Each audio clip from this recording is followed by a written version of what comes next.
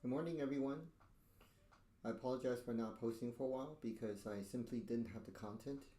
But yesterday, as I was watching a documentary on YouTube, I realized something. It's something that just suddenly occurred to me. The Japanese filmmaker went to China to make documentaries of the lives of the very remote and poverty stricken villagers in the Tibetan autonomous governing region in China. He himself lived in China for many years, but he lived primarily in Beijing and Shanghai. When he traveled to this area, he has the habit of asking the local inhabitants what their dreams are, as he normally does. In one of the documentaries, he asked a young 17-year-old girl what her dreams are, and she replied that she never really had any dreams. It never even occurred to her to have a dream or thinking about her future because she just expected and anticipated that her life will be pretty much the same.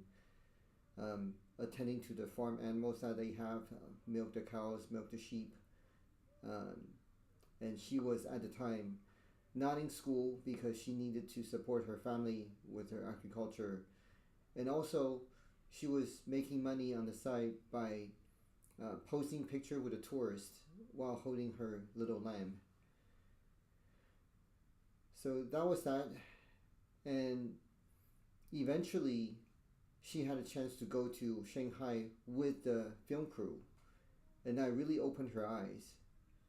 And as a result of getting a glimpse into the outside world, she is now a hotel owner in her home village. And on a follow-up documentary, again, the director asked a group of villagers who were playing soccer games. Afterwards, he asked the boys what they wanted to do. And this is very similar to American kids that, they answer kind of what you expected. They want to be a soccer star. They want to get involved in the Premier League. And then, become famous and rich. So that's no different from a typical American child. However, that's where the similarity ends. What happened now? The director asked the follow-up a question. So what are you going to do with all the money that you earned as a professional soccer player? Well, their reply really touched me and shocked me because as an American, I expect them to say, oh, I'm going to buy a sports car, I'm going to buy a Rolex watch, I'm going to, marry a trophy wife and buy a house in Malibu. That's what a typical American professional athletes would do, as most of them actually do that. But what happens is these kids consistently, all of them reply with similar responses.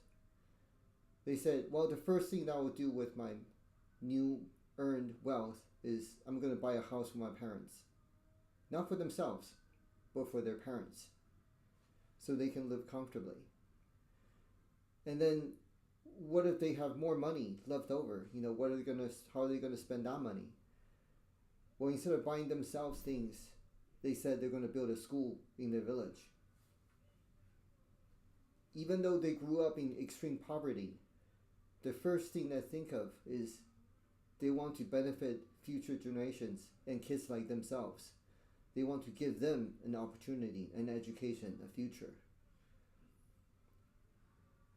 This is shocking and perhaps a very sorry testament of American culture that everyone is to himself, and the thinking is very individualistic. Usually, perhaps it's the product of capitalism. People just always think their own wealth and benefit, and they don't really think outside of their families.